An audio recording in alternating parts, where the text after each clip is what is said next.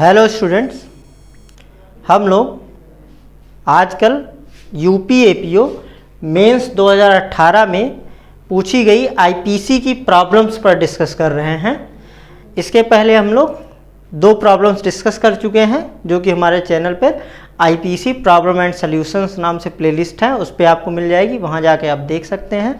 आज हम लोग थर्ड प्रॉब्लम डिस्कस करेंगे। ये प्रॉब्लम यूपी एपीओ मेंस 2018 के लॉ पेपर फर्स्ट के क्वेश्चन नंबर 3C में दी गई है। तो लॉ पेपर फर्स्ट में जब आप देखेंगे क्वेश्चन नंबर थर्ड, उसमें 4 प्रॉब्लम्स दी गई हैं, तो ये तीसरी प्रॉब्लम है जो सी में है। तो ये क्वेश्चन नंबर थर्ड ये कहता है कि ये बताना है कि इस मामले में जो समस्या यहाँ पे दी गई है उसमें क्या कोई ऑफेंस हुआ है, और ऑफेंस हुआ है तो क्यों हुआ है, रीज़न सहित, कारण सहित बताना है कि क्या कोई अपराध हुआ है।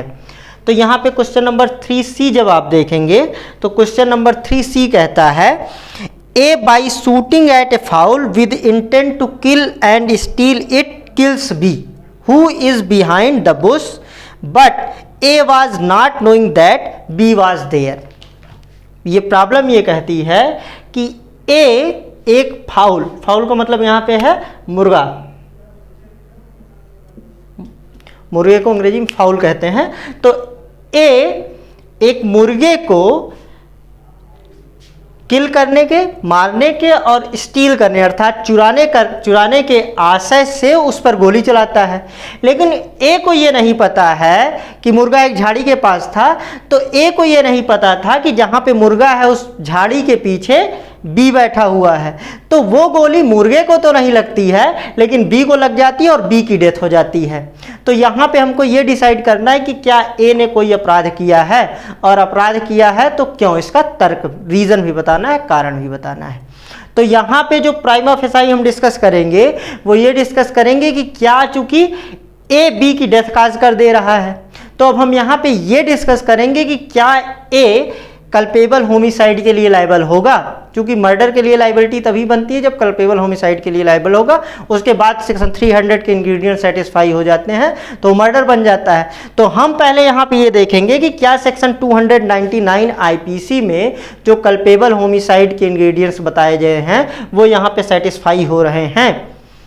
तो यहाँ पे सेक्शन 299 कहता है कि कोई व्यक्ति किसी की डेथ जब काज करता है तो कल्पेबल होमिसाइड तब होगी जब वो death intention to cause death से की गई हो या intention to cause such bodily injury as is likely to cause death है, इस तरीके से की गई हो। मतलब किसी व्यक्ति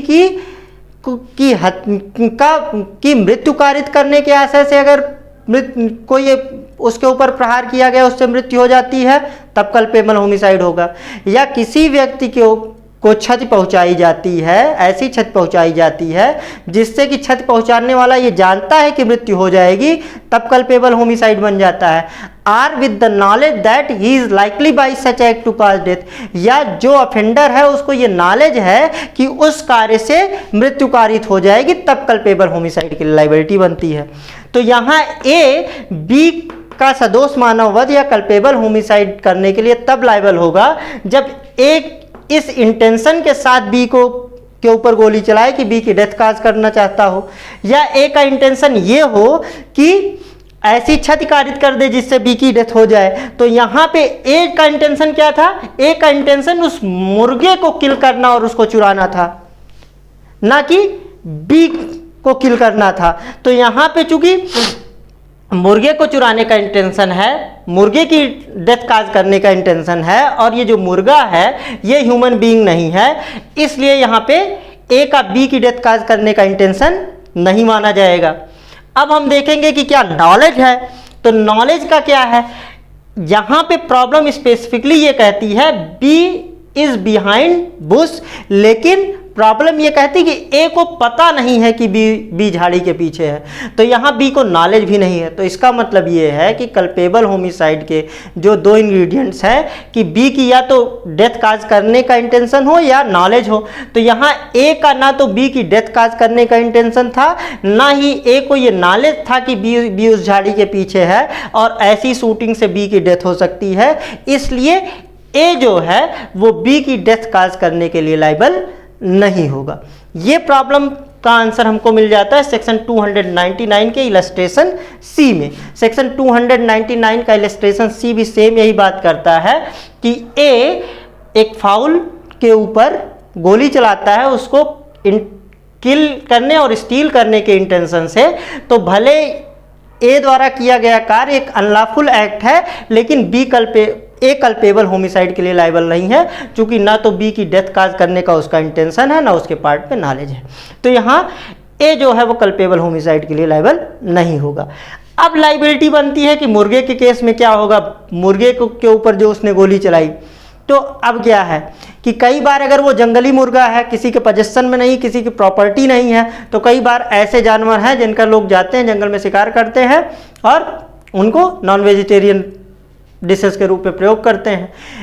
लेकिन ये अगर मुर्गा ऐसा, ये मुर्गे की जगह कोई और हो जीव हो जो प्रोहिबिटेड हो, जिसकी डेथ काज करना, तब तो ऑफेंस हो जाएगा। जैसे सलमान खान जो थे वो जो हिरन मारने के केस में गए थे, वो प्रोटेक्टेड हिरन था। तो अगर वाइल्ड लाइफ के अंतर्गत प्रोटेक्टेड कोई एनिमल हो तो वहाँ पे लाइबिलिटी हो सकती है, लेकिन मुर्गा ऐसा कोई प्रोटेक्टेड एनिमल होता नहीं है।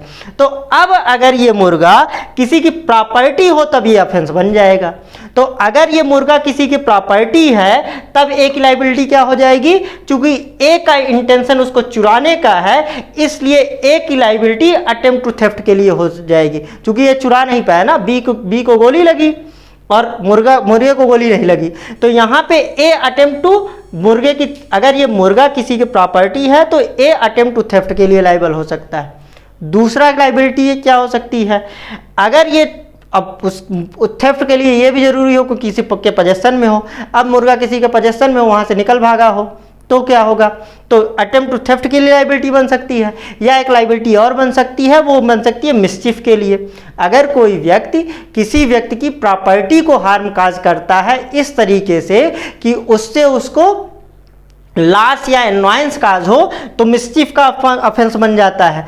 तो मिसचिफ को सेक्शन 429 में डिफाइन किया गया है और इसी का स्पेसिफिक फॉर्म है सेक्शन 429। तो सेक्शन 429 कहता है mischief by killing or maiming cattle etcetera. मतलब अगर कोई व्यक्ति किसी दूसरे व्यक्ति के किसी कैटल मतलब पशु या ढोर वगैरह को किल कर देता है, मार कर देता है। मेम का मतलब है अंग भंग कर देता है। तो किसी के पशु को नुकसान पहुंचाना सेक्शन 429 में अपराध बनता है। तो अगर ये मुर्गा किसी पर्टिकुलर पर्सन से बिलोंग करता है तो सेक्शन 429 के भी ऑफेंस के लिए बनेगा, लेकिन चूंकि यहाँ पे भी मुर्गे को हार्म काज हुई नहीं, इसलिए अटेम्प्ट का केस बनेगा। तो यहाँ पे सेक्शन 429 के अटेम्प्ट के लिए ए लायबल हो सकता है। तो हमारा कंक्लूजन ये होगा कि अगर ये मुर्गा, ये फाउल किसी पर्टिकुलर पर्सन से बिलोंग करता है तो ए उस मुर्गे की थेफ्ट की अटेम्प्ट के लिए लायबल हो सकता है या सेक्शन 429 के अटेम्प्ट के लिए लायबल हो सकता है। अगर ये किसी पर्टिकुलर पर्सन की प्रॉपर्टी नहीं है तो ये कोई ऑफेंस नहीं बनेगा। लेकिन जहां तक ए की लायबिलिटी कल्पेबल होमिसाइड के लिए है, वहां पे हमारा आंसर होगा no, A will not be liable for committing culpable homicide. तो ये इस प्रॉब्लम पे हमारा डिस्कशन कंप्लीट हुआ।